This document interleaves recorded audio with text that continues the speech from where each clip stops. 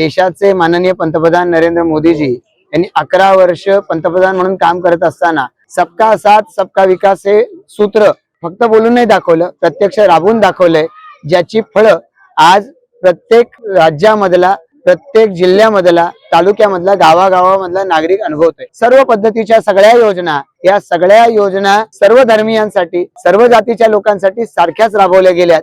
यातून खऱ्या अर्थानं सर्व समाजासाठी सबका साथ सबका विकास ही योजना सरकार राबवते हे दिसलंय आणि त्यामुळे त्याच सरकारच्या नेतृत्वाखाली आम्ही या महापालिकेच्या निवडणुका लढवतोय आणि त्यामुळे या निवडणुकांमध्ये आमच्या पाठीशी या सर्वसामान्य जनतेनं उभं राहावं अशीच आमची या ठिकाणी लोकांना विनंती आहे।